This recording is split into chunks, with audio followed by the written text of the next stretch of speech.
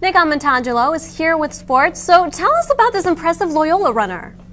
Thanks, guys. Sam Penzenstadler is his name, and he's a member of Loyola's track and field team. He had a major milestone at the Mayo Invitational at Notre Dame on February 8th. I got the chance to talk down to him about breaking the 4-minute mile barrier. There are a few events in sports that only happen once in a while. A perfect game in baseball. A hole-in-one in golf. A 4-minute mile. Loyola junior Sam Penzenstadler ran in the Mayo Mile at Notre Dame on February 8th. When he crossed the finish line, he discovered that he had become the 409th American to ever break the 4-minute mile mark. When I finished, all my teammates just came and just hugged me, and they were on the track, which they probably weren't supposed to be, and they were just running, jumping up and down. So that was just the best experience ever. Penzenstadler's 3-minute 58-second mile was just 2 seconds slower than the fastest mile time in Loyola's history.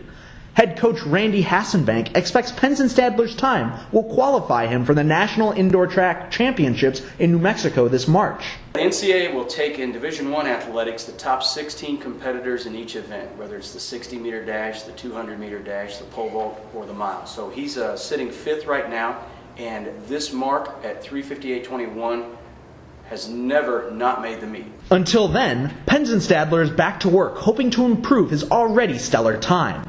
After last weekend, he believes he can break the all-time Loyola record that has stood since 1964. Before, I don't think that's kind of a goal that we always joked about, but now it's actually the real deal. So yeah, definitely next year I'm gonna try for that 356. So. The way he's been running, he might even reach that goal this year. The indoor track and field season runs until the national meet on March 15th. In men's basketball, the road hasn't been too kind to the Ramblers this season.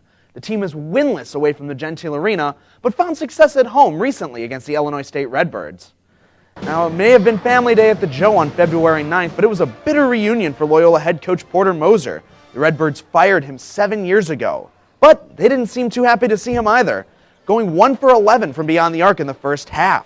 Loyola junior guard Joe Chrisman scored a career-high 17 points for the Ramblers, including the final 5 in a 79-69 Loyola win. After the game, Chrisman said the time is now for the Ramblers to step it up. We've been in every game. We're not really getting blown out by teams. We feel like this is a really big game for us. Kind of get over that hump, and we feel like down the stretch we're ready to make a run. The season is winding down quickly. The Ramblers play in their first Missouri Valley Conference tournament, which runs March 6th through 9th in St. Louis. The men's volleyball team is back on top this week in the NCAA rankings. The Ramblers have had a strong season and have been ranked at or near the top for several weeks now. While hard work and practice are 2 important aspects of the team's game, we found out they do something else to stay on top: meditate. Senior opposite hitter Joe Smalzer and sophomore opposite hitter Thomas Jeschke both believe the meditation has had a huge impact on their game. Absolutely, yeah, our game's definitely picked up and we're a lot more focused on the court.